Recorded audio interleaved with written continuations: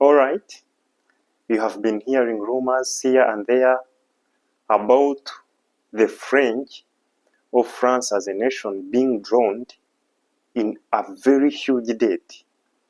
Today I come with the facts about the real events that are happening in France. Really, they are not fine, they are not good at all. The rumors you have been hearing are right, because I'm a kind of a person who don't like to post something when it has not happened. I just like to come with facts and exact news that always confirm the incident, that it has really happened. Yeah, today I come with the French national commentator on France 24. I'm going to drop it here.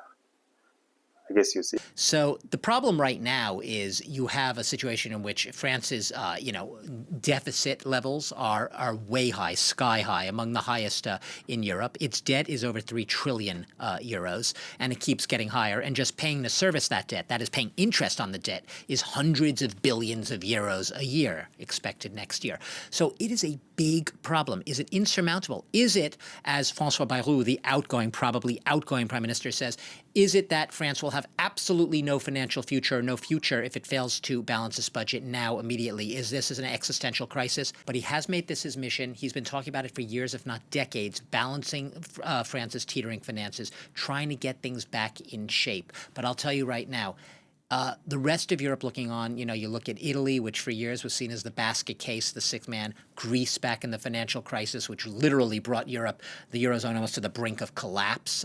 But it's bad. It needs to be fixed. And the one thing in a country where no one can agree on anything right now is that people know that something has to change where the finances are concerned.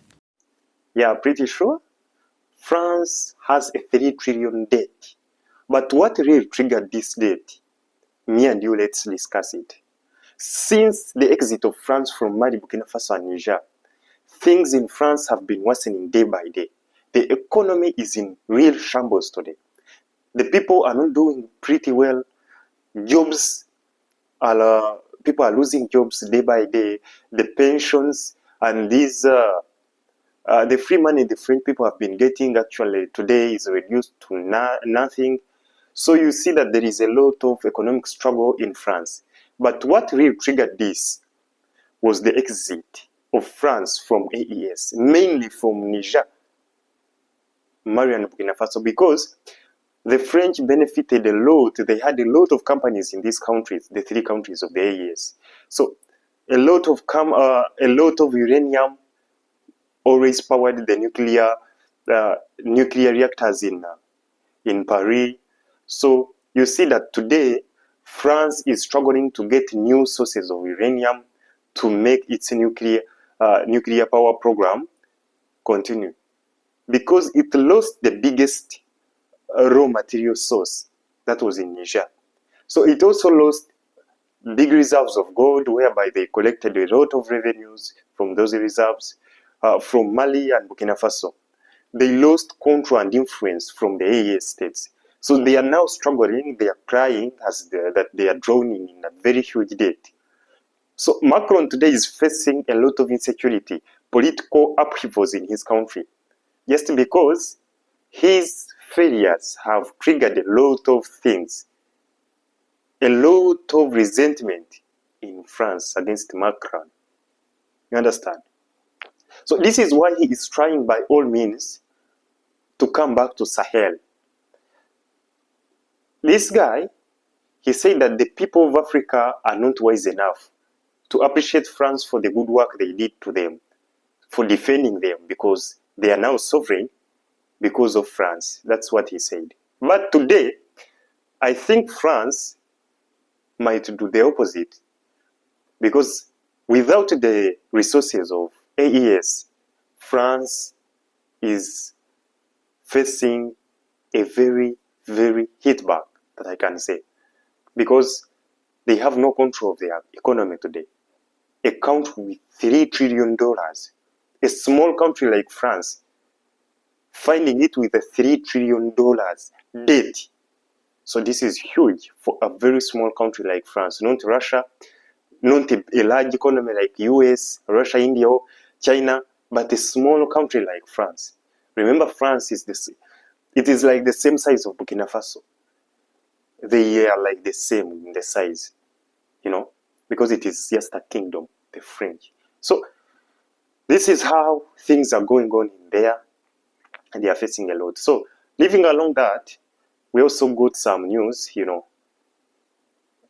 The only thing that has been weaponized more is media today.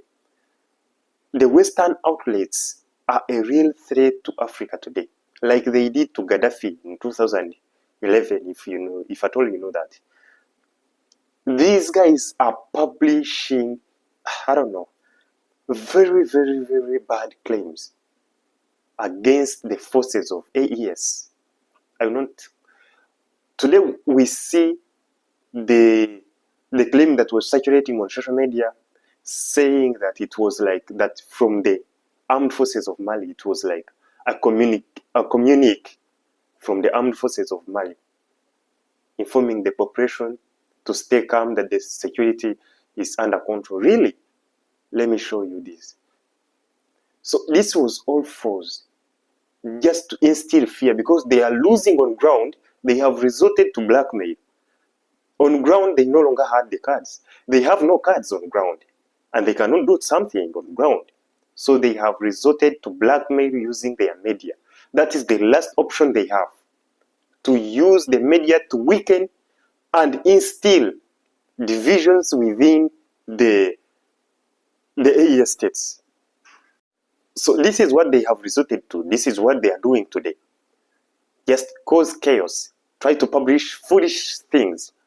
Try to do something that is, I don't know how I can say it, but it is very, very, very dangerous to the society. Their propaganda machine is pumping. Instead of focusing to their countries, the countries are really dying. They are focusing on the AES because they want to come back. But however much you try to come back, the more the people become united behind their leaders. That is what I can say. The more you try to fight these people, the more you push them to become more united, more than before. This is what I can say. You may use your proxies. Those are the neighboring hostile states, neighboring the AES, except Chad and sometimes Togo. So you can use your proxies, as we know that you always use proxies. But the AES states are very, very united. These countries are united to the extent that they can go to war, even without anything, without any defense, like air defenses like they have. So this is the level of determination and unity the country has to be with before achieving anything in its political or social or economic aspect of life. So that is it. These countries are very united, to be honest with you. Very united. Because these guys are using terrorists as a way of weakening the army, a way of portraying a bad image, a bad picture about the army.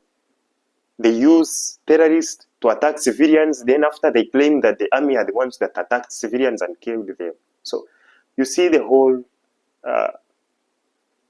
thing, how it is running, here and there. But we don't give a damn to them. It's okay. Let them use them. We shall fight them, as Captain Ibrahim Traore said. Use them. We will fight them. And indeed, the results are the results that the forces are showing can explain themselves. We don't need to explain more. Yeah.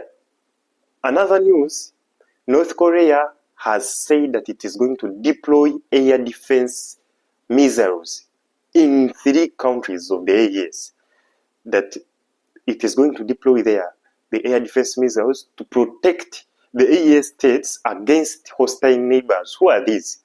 They mean the ECOWAS states and Algeria, So this is the news, and they are confirmed. Even if you go where, so you will find them.